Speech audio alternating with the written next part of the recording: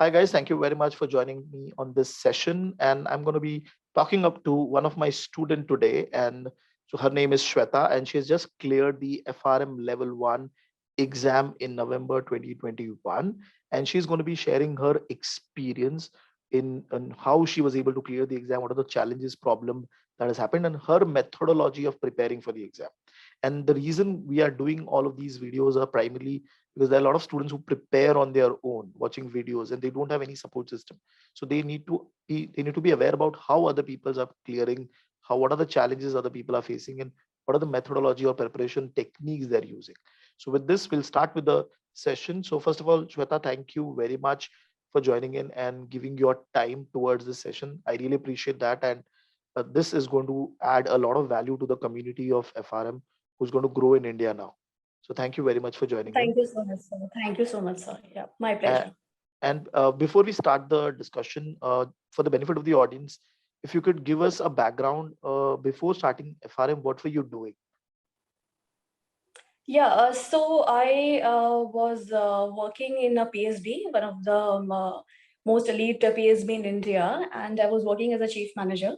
I was handling foreign exchange division precisely and its Mhm. operations. Right now, I am also handling the same division. And earlier, yes, we have many assignments prior Mhm. to joining this foreign exchange division. So that gives us a sort of a multifaceted Right. roles and different environment in the banking sector. Yeah. Okay. Okay. Now, since you were a part of that public sector bank, was there any similar kind of exam like the FRM exam? Had you given in the past few years? No, not exactly. Not like FRM. But yes, I did my MBA in finance while I was working with my institution, with my Okay. organization. So the exams which it conducted were Hmm. at par with the FRM examinations, but not Okay. exactly the same. Okay, okay, perfect. And then, so when you started the preparation, the first time you must have seen the book, you must have seen the curriculum. Was there any Yes. thought process over there that, okay, this book seems to be easy or this book seems to be tough for me? So, what was your challenge when you first saw the content? Yeah, when I first saw the content, then no doubt, I have actually done my MSc as well as MBA in finance and marketing. Hmm. So, coming from a math, science, and finance background, the quant portion was the most acquainted portion for me. Right. The hypothesis testing, regression, and Hmm. the probability areas, they were quite acquainted sections. And obviously, that was the one which I tried to approach first and foremost because apart from the weightage, what mattered to me was that I should be able to gain cognizance of the course first and gain Right. some sort of momentum. So I tried to gain some confidence by approaching the quant book first. And Hmm. then, yes, I gained some confidence and I started approaching the questions. And then subsequently, I went on to the book three. Book three, because it was more related to my banking sector. I have worked in derivatives, but not Right. into that depth. Not into that depth, but then yes, I had a fair idea. So I went on Okay. to book three, then book four, and then finally book one. Perfect. Perfect. Now, every day. So, when did you start your preparation for the November exam? Which month primarily? Yeah, I started in the month of July, second week of July. And how many hours on a daily basis were you giving at that point in time? So I started giving 2 to 3 hours on an average. Okay. When I was watching the videos, they were 1 to 1.5 hour video, and then after that, I used to go to the chapters, to the readings, to gain some to have a conceptual understanding of the text of the readings also Hmm. simultaneously with the videos. So practically, they were 2 to 3 hours that I used to dedicate daily. Okay, okay, got it. And then, so basically, if you look at 2 to 3 hours daily, so when were you able to Yes. complete the entire reading of the content once? Which month primarily? Uh, yeah, so it was in October. It was Okay, mid of the October that I was able to complete the readings, and then subsequently I started with solving the questions okay, because I was not solving it earlier. I was okay, just sticking to the back questions, so as to gain more depth of understanding the concepts initially than Hmm. jumping into the questions overall. So Right. I completed my readings in the mid of October. Okay. Okay. And so after October, you started the actual chapter-wise solving of the Yes. question bank. So when Yes, that yes, happened, actual chapter weights. Yeah. okay. So how much time did it took for you to complete that, or you were able to complete that or not? The questions, the back Yes. questions. Yes.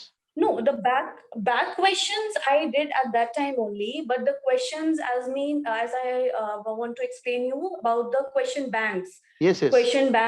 your question bank, and the test series that I had joined. I started solving in the month of October. So that was a Right. dedicated question solving that I did from the month of October and going till the month of November, just before my exam. So basically, so when you were solving the question bank, what was your approach? You were revising one chapter and solving one chapter and solving, or was some other approach that you were using? Actually, I had completed the readings before approaching the question bank. So I was going into the topic-wise question bank that you Mhm. had provided. I did not time my questions at that particular time. Okay. I did not Okay. time them, but then I was picking and selecting certain questions which were challenging me because I did not have that much of time to approach each and every question separately. So I Okay. was selecting the questions on the basis of like what was challenging me or what I was not able to understand in one go. So I Hmm. used to pick those questions and then selectively solve them. And then even I made a data of them and then kept it for the later on use also, but I did not Hmm. solve all the questions. But yes, I solved the topic wise questions, which were actually different in approach and which were categorically a little different and not in the same rhythm as it has been provided. Okay. Got it. Got it. And sectional test also, did you got any time to go for those sectional test solving? Some of them, not entirely. What about mock papers? I solved only one mock paper, but I did Okay. not time that also because of the paucity of time. Unfortunately, I kept a little less time for question solving. But yes, I could say that the one mock that I solved, I could gain some hold of it, and I gained some confidence after knowing that yes, I was able to time the question according to, like, obviously when I am picking one question, and Hmm. I know that I am giving less than 2 minutes in it, and I am able to reach the answer correctly. So that gave some confidence to me, and ultimately I felt that yes, I'm able to solve it, even though I did not solve the remaining mocks. But then one mock gave me a lot of confidence.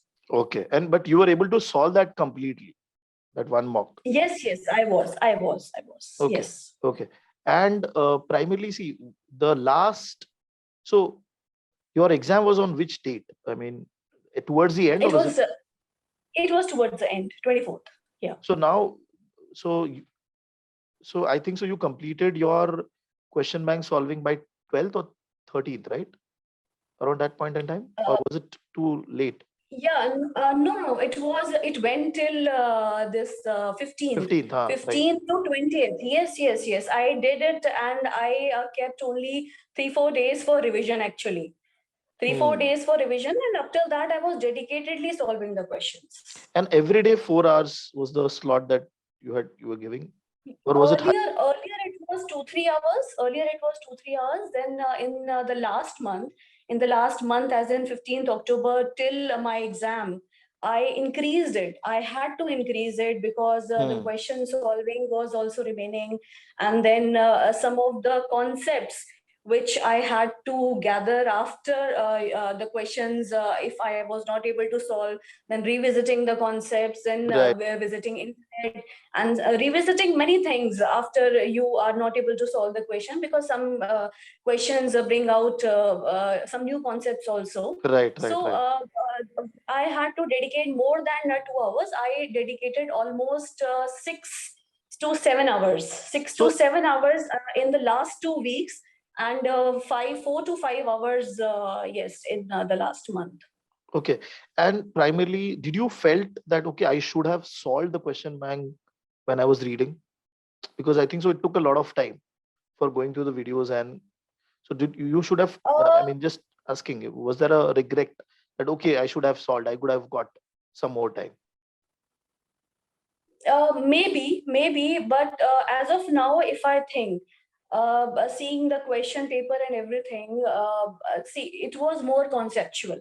Hmm. So I focused more on building the concepts early on, Okay. and that Okay. actually paid in the long run. So instead of focusing too much on the questions, dwelling on too much on the formula and everything, I think building the concepts early on and trying to search the internet, trying to search the videos, and trying to find the underlying Hmm. concepts and learnings.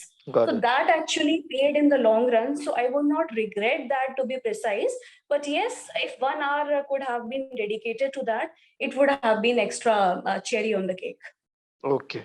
Okay. Okay. Now, primarily, when you went for the exam on that day, what happened? I mean, how was your 4 hours? What happened in that time?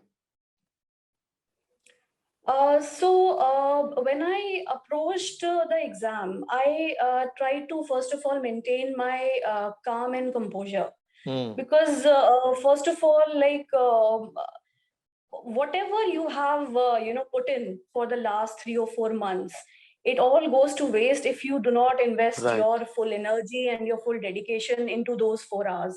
So Right. those 4 hours were the most important at that time, so I tried to maintain my calm and composure. The first hour was it was very encouraging, because first of all I got all the quant related questions and the solving, basically. So in the first hour, it gave me some confidence. Okay. Although I was a little slow in the first hour, but I was able to get the answers, I was able to solve them.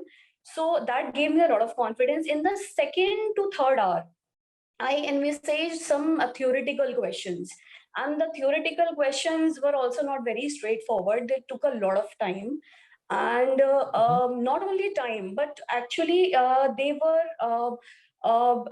including so many concepts in one go. So I had to invest a lot of time in that. And so second and third hour was a little tricky for me. And the Right. fourth hour, yes, it was conclusive. So I had to complete the rest of the paper. And the rest of the questions which were remaining, which Hmm. I had marked for later review, Review. I Yes. had to, I had to complete that. So the last hour, I would not say that was very comfortable. But yes, first hour was very comfortable. Hmm. Second to third hour was a little tricky. And fourth hour was all in a rush. Okay. Okay. Now, Yeah. for the entire process, I mean, if you look at the entire 100 Yes. question, how many questions you do you still remember that okay, it was easy, or you were able to manage it in the first go? How many were in the review part, and how many were actually very tough, and you said okay, I don't know about it? So can you give us that bifurcation, a rough bifurcation? Yeah, so I would say 50 to 60 questions. 50 to 60 questions, rather 45 to 55 questions were like that, which I was confident. I Okay. was confident even in the theoretical section also, like by Hmm. elimination or by whatever means, I was able to, like, using my mind and using the concepts which I had acquired during my learnings. So Okay. I could deduce, yes, this could be the answer. That was the best logic that I could apply at that particular time. So, and the quant section, and as well as the other calculative section, so I was able to reach to a proper answer, and I was very confident in that. So I would say like a 50 to 55 percent Hmm. was the number of questions which I was very confident in. And the remaining part, I would say 10 to 15 questions were so that it was like 80% probability. Yeah, it can go either like this, and 20% no, it might not be, because there were certain options that were very confusing. and they were mainly, I think, intended to be. They were intended by the Magar people to actually confuse us, like what Right. exactly is the right answer. So 10 to 15 questions were such, and the remaining like 20 something were Right. like that. See, there was no question like that which I had envisaged, and I felt like, no, this concept is very new to me, or something I don't know. It was Okay. nothing like that. It was nothing Okay. like that. I knew everything in the sense, like I was aware of all the questions, but sometimes the question is phrased in such a way, and the Hmm. options are phrased in such a way that you are not able to come to an answer. But this Right. was the major thing. No concept was like that, that I could say, okay, what is this all of a sudden? So it was not like that. But yes, even after knowing the concept, then we are not able to approach a question. So that was the trickiest part. So Okay. 20 questions were such in which there was like 50-50% chance it could go either wrong or right. But you had So put in a lot of time. yeah, You had put in a lot of yeah. time in that 20 question. I mean, you end up putting. No, I did not. No, no, no, no. I did not. I did not. I kept them for the last, like, because I had made up my mind Hmm. either this or that. So Right. in the last, I just reviewed those questions. I left them as it is, and the ones which I had already marked, so I kept them as it is, and the which ones I did not mark, so I just marked out of the two options that I'd already chosen earlier. Perfect. And so at the end, when you came out of the exam, what was your thought process? Did you felt that okay, I will clear and I will not clear? What was there? Seeing actually, nothing was sure because this was my very first attempt. So I was not exactly knowing what is the like cutoff percentage, and seeing the format of the paper was completely new at this particular time. So we never know how things are going to turn because it's all a percentile thing. So I might do something and some people might do better than me, or some might do less better than me. So Hmm. I was not sure, but yes, I had this much of confidence that if the ones which I am confident in, like the 60% or the 65% that I believe that yes, the ones which I have marked according to me correctly, if they go correct, then I will clear it. Okay. Okay. Yes, Perfect. Perfect. yes. And now, when the result came in, what was the reaction of people around you? In the sense that your people, your office people, your known people, your friends, what was the reaction? Yeah, it was wonderful. Everybody is congratulating, and then yes, giving the best wishes for FRM Part 2. Wonderful, wonderful, wonderful. So thank you very much. I mean, Shweta, this entire discussion. Okay, sorry, I forgot to ask one important point. So, what would be the three tips you could give to people who are going for the exam, and especially people working in the public sector banks? So, what could be those three tips? Okay. So, first of all, I would say, as I had followed in my as a strategy for my preparation, first of all, the concept building. Hmm. I would really advise other aspirants to first dig into the concepts. Just give as much as time that you can for building the concepts, first of all. Right, right. Second is, as cliche as it might sound, but then always it is consistency. It is very difficult for public sector bank people to actually Hmm. take out time from their busy schedules, Right, considering the hours they invest in. But yes, consistency is very important. If you have decided to go for this particular examination, then you have to give your dedication and consistency, because one day missed also, it makes a lot of right. it actually, yeah, it actually causes a lot of reason for the surprises later on. Yes. And third thing, I would say, maintaining, yes, the calm and composure during the exam, because Hmm. it all comes to a null if you are not able to perform during the exam. So that Right. is the most important thing. That is the most important thing that you can maintain. I mean, throughout your preparation. Right. Got it. So wonderful. I mean, Shweta, thank you very much for joining in. This entire discussion is definitely going to motivate people, help people to understand how the exam is cleared, what has been people's journey, how late they were. Suppose, for example, you completed your reading by October 15th, so they should not panic.